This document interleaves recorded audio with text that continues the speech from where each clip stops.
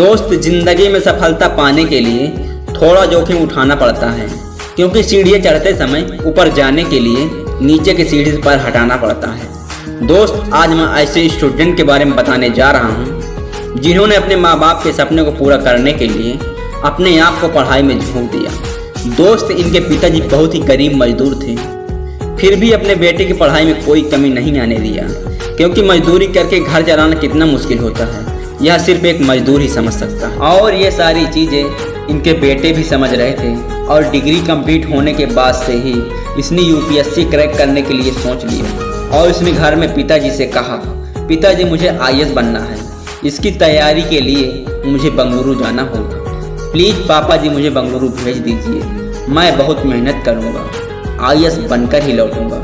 तो दोस्त, इनके पिताजी थोड़ा सा भी नहीं सोचा कि बेंगलुरु का खर्च मैं कैसे मैनेज करूँगा, तो अपने बेटे पर भरोसा करके तुरंत ही बेंगलुरु भेजने की तैयारी शुरू कर दी। और फिर यह लड़का अपने पिताजी के भरोसे पर खरा उतरने के लिए पूरी जी जान लगाकर मेहनत करने लगता है। दोस्त, इसकी तैयारी बहुत अच्छी चल रही थी, लेकिन इसके प्री एग्जाम से 2 महीना पहले ही लास्ट ईयर यूपीएससी का रिजल्ट आता है और उस रिजल्ट में इसके दोस्त जो इससे ज़्यादा पढ़ाई करते थे वे 1-2 बार मेंस भी निकाल चुके थे और उनका प्री एग्ज़ाम क्वालिफाई नहीं हुआ था। दोस्त, ये लड़का अपने फ्रेंड के रिजल्ट को देखकर बहुत घबरा गया और सोचने लगा, जो मेरा फ्रेंड मुझसे ज़्यादा मेहनत करते थे उनका रिजल्ट क्वालिफाई नहीं हुआ तो मेरा कैसे होगा।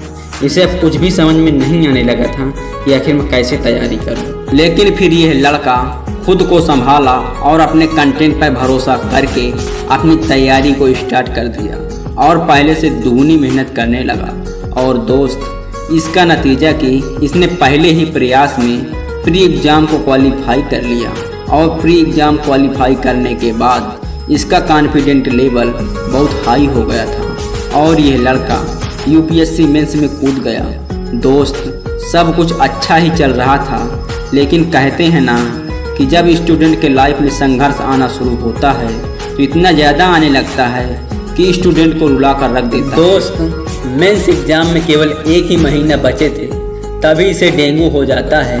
और दोस्त, यही वो मोमेंट होता है जिसमें स्टूडेंट अपने को लेवल तक ले जाता है।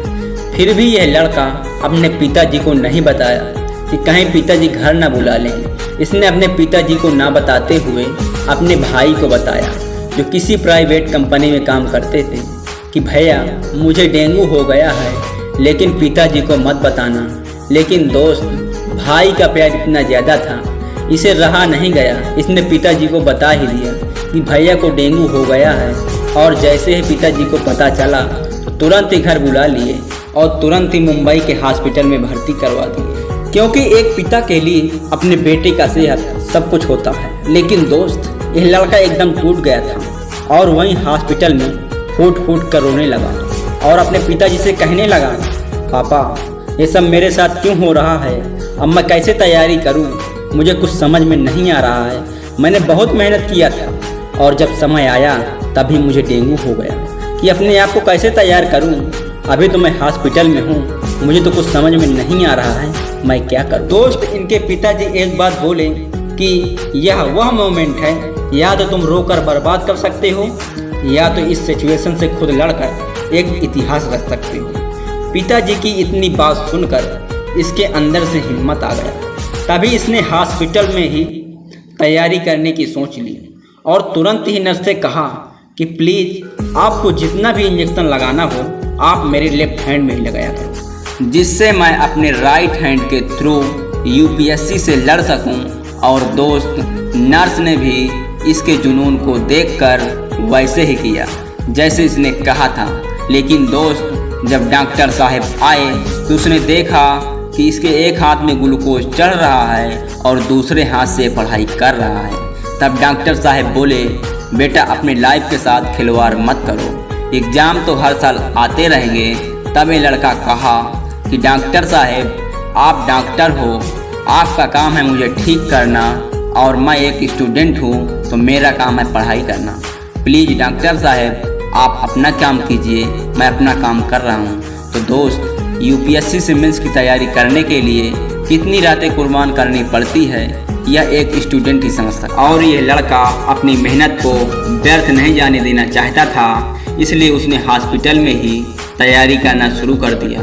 तो दोस्त, इसने 14 दिन तक हॉस्पिटल में तैयारी की और इसके बाद बंगलुरु अपने रूम चला गया। और पता है, रूम जाकर फूट फूट कर रोने लगा और अपने दोस्तों से कहने लगा कि भाई अब मेरे पास केवल 16 दिन ही बचे हैं। हॉस्पिटल में पढ़ाई तो किया लेकिन रूम के जैसे पढ़ाई नहीं हो पाई। तो फिर इसके दोस्त ने यही बात कहा, तुम्हारे पास 2 ऑप्शन हैं, या तो हाथ पकड़ कर रो या तो यूपीएससी से लड़ो। फिर अगले ही दिन बहुत ही उदास होकर अपने टीचर से मिलने गया। टीचर ने कहा, क्या हुआ बेटा, बहुत उदास लग रहे हो। क्या हुआ शब्द सुनते ही इसके आंखों में आंसू आ गया और फिर ये लड़का बोलने लगा कि सर, कभी डेंगू हो जाता है तो कभी डायरिया, कभी कुत्ता काट लेता है तो कभी बिल्ली। तो सर बताइए, ऐसे में मैं कैसे एक्सीलेंट ऑफिसर बन पाऊंगा। टीचर ने जवाब दिया, उन्होंने कहा, बेटा लाइफ में उतार चढ़ाव लगा ही रहता है, जो इस सिचुएशन को फेस कर लेता है ना, वही एक दिन इतिहास रच देता है। टीचर ने कहा, मुझे पूर्ण विश्वास है कि तुम एक दिन एक्सीलेंट ऑफिसर जरूर बनोगे। दोस्त, इसके बाद ये लड़का अपने रूम आता है और पूरी मेहनत के साथ पढ़ाई करना शुरू कर देता है। और फिर ये लड़का इतना मेहनत करने लगा कि इसने अपने पहले ही प्रयास में यूपीएससी एग्जाम को क्रैक करके दिखा दिया। और दोस्त, जब इसके पिताजी को पता चला कि इतना सब कुछ होने के बावजूद भी मेरा बेटा यूपीएससी एग्जाम को क्रैक करके दिखा दिया, तो पता है इसके पिताजी की आंखों में आंसू आ गए और अपने बेटे को पीठ को थपथपाते हुए कहा कि बेटा, आई प्राउड यू। दोस्तों, हमें इस कहानी से यही सीख मिलती है कि दोस्त, कभी भी कितनी भी कठिनाई क्यों ना आ जाए, हमें उन कठिनाइयों का सामना करके आगे बढ़ना चाहिए।